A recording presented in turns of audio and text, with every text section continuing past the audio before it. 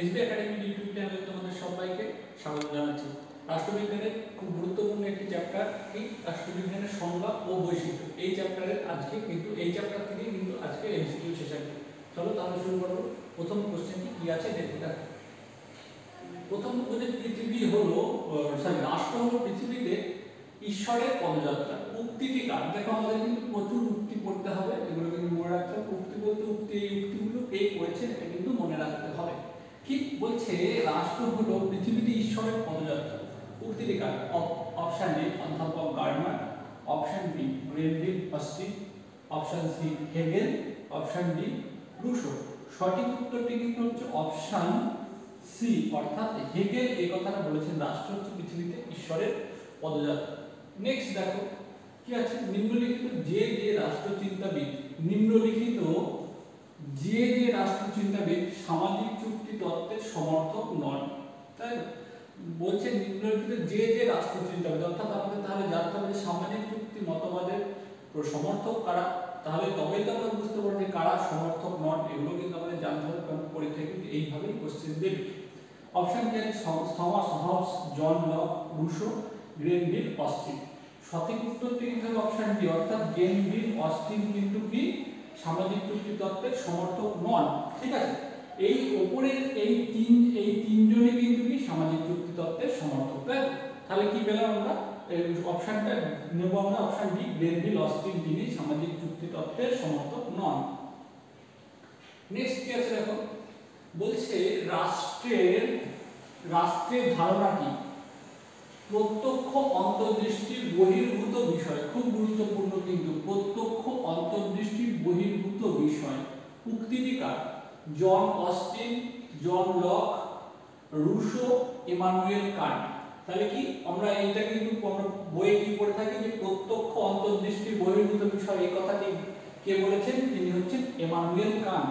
ঠিক আছে, ইমানুয়েল কান্টই কিন্তু এই কথাটা বলেছেন যে প্রত্যক্ষ অন্তর্দৃষ্টির বহির্ভূত বিষয়। নেক্সট দেখে নেব কি আছে কোশ্চেন।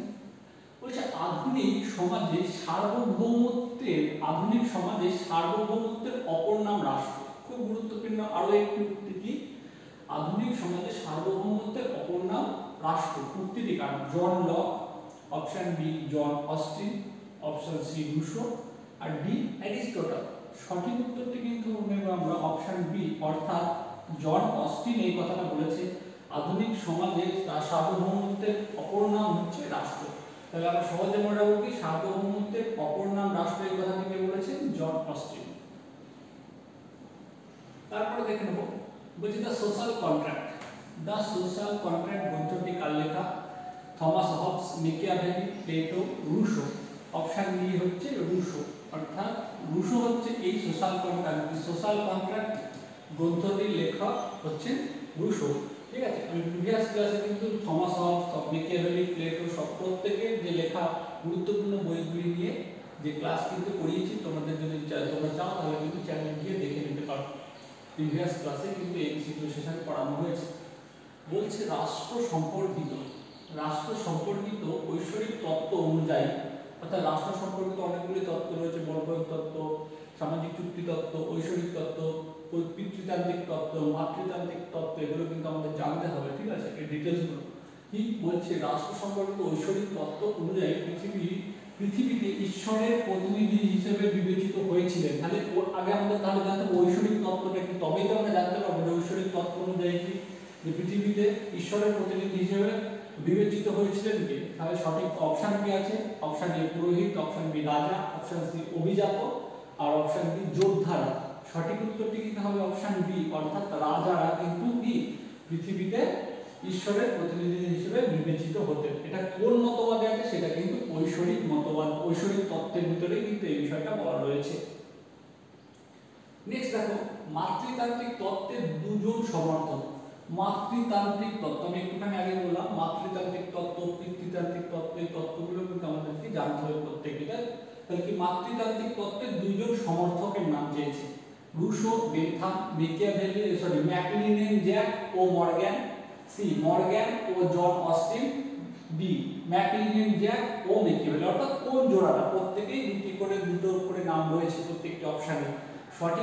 সঠিক জোড়াটি কিন্তু আমরা নেব অপশন বি অর্থাৎ ম্যাকলিনেন জ্যাক, ভালো করে বলছি শোনো, ম্যাকলিনেন জ্যাক এবং মর্গ্যান এই দুজন হচ্ছে মাতৃতান্ত্রিক তত্ত্বের সমর্থক, ম্যাকলিনেন জ্যাক এবং মর্গ্যান। ঠিক আছে, নেক্সট কোশ্চেন কি আছে, বল প্রয়োগ শাসকদের বৈধতা নির্ধারণ, বল প্রয়োগ শাসক মানে কি অর্থাৎ সরি এটা বল প্রয়োগ তত্ত্বে, বল প্রয়োগ তত্ত্বে শাসকদের বৈধতা নির্ধারিত হয় কিভাবে, ঐশ্বরিক হস্তক্ষেপে, অর্থনৈতিক সমৃদ্ধিতে, সামরিক শক্তিতে না জনগণের সম্মতিতে।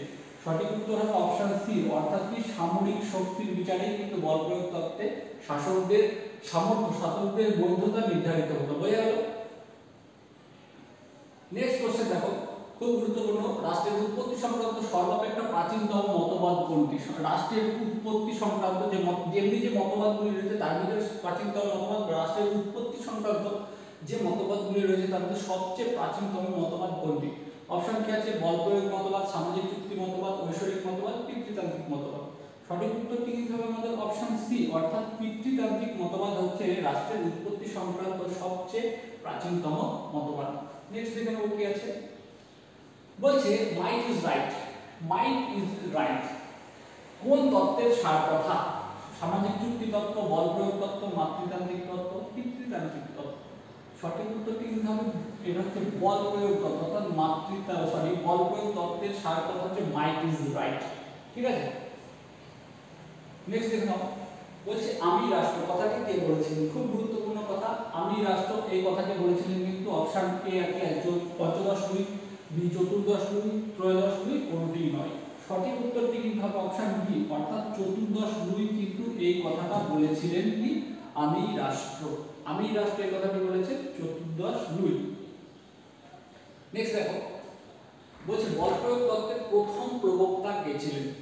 বল প্রয়োগ তত্ত্ব, এই দেখো বল প্রয়োগ তত্ত্বটা কিন্তু খুব গুরুত্বপূর্ণ, বল প্রয়োগ তত্ত্বের প্রথম প্রবক্তা কিন্তু জিজ্ঞেস করা হয়েছে কি সক্রেটিস, রুশো, প্লেটো না হেরাক্লিটাস? ঠিক আছে, সঠিক উত্তরটি কিন্তু হবে হেরাক্লিটাসই ছিলেন কিন্তু বল প্রয়োগ তত্ত্বের প্রথম প্রবক্তা। হেরাক্লিটাস নাম কিছু কিছু জায়গায় তোমরা হেরাক্লিটাসও পেতে পারো কোনো কোনো বইতে। ঠিক আছে, সঠিক উত্তরটি কিন্তু হলো হেরাক্লিটাস। ক্লিয়ার? সরকার হলো রাষ্ট্রের একটি সংস্থা বা যন্ত্র, সরকার হলো রাষ্ট্রের একটি সংস্থা বা যন্ত্র। উত্তরটি কার? অধ্যাপক Garner, John Austen, C গেটেল, D কোনটিই নয়। সঠিক উত্তরটি কিন্তু নেব আমরা অপশন সি, অর্থাৎ গেটেল এই কথাটা বলেছেন সরকার হলো রাষ্ট্রের একটি সংস্থা বা যন্ত্র। তারপরে দেখো, প্রাকৃতিক অবস্থাকে মর্তের স্বর্গ বলেছেন কে? অ্যারিস্টটল, হেরাক্লিটাস বা হেরাক্লিটাস, অধ্যাপক গার্নার নাকি রুশো? সঠিক উত্তরটি হবে কিন্তু অপশন বি, অর্থাৎ রুশো কিন্তু এই কথাটা বলেছেন, প্রাকৃতিক অবস্থাকে মর্তের স্বর্গ বলেছেন কে? রুশো। ঠিক আছে, তারপরে দেখো, নিম্নলিখিত ব্যক্তিদের মধ্যে প্রত্যক্ষ গণতন্ত্রের সমর্থক, খুব গুরুত্বপূর্ণ, প্রত্যক্ষ গণতন্ত্রের সমর্থককে অপশন দেখে নেব, option A Plato, option B Austin, option C Gettell, option D Rousseau. আমরা কিন্তু এখানে নেব রুশোর নামটি কিন্তু নেব। ঠিক আছে, অর্থাৎ যে নিম্নলিখিত ব্যক্তিদের মধ্যে প্রত্যক্ষ গণতন্ত্রের সমর্থক ছিলেন রুশো। দেখো, আজকে যে এমসিকিউ গুলো পড়ালাম, অর্থাৎ যে কোশ্চেনগুলো ছিল রাষ্ট্রের সংজ্ঞা এবং বৈশিষ্ট্য থেকে অত্যন্ত গুরুত্বপূর্ণ কোশ্চেন। আমি আশা করবো যে তুমি এই ক্লাসটি করলে, তোমরা যদি এই ক্লাসটি করো মনোযোগ সহকারে, তোমাদের যে আপকামিং যে সেমিস্টার এক্সাম রয়েছে সেই এক্সামে কিন্তু কোনো কোশ্চেনই আর তোমাদের বাদ দেবে এই চ্যাপ্টার থেকে। এবং এরকমই প্রত্যেকটা চ্যাপ্টারের কিন্তু এমসিকিউ সেশন আমাদের চ্যানেলে করানো হবে প্রত্যেকটা সাবজেক্টের। তো সেই জন্য বলবো দেখতে থাকো আমাদের এই এসবি একাডেমি ইউটিউব চ্যানেল।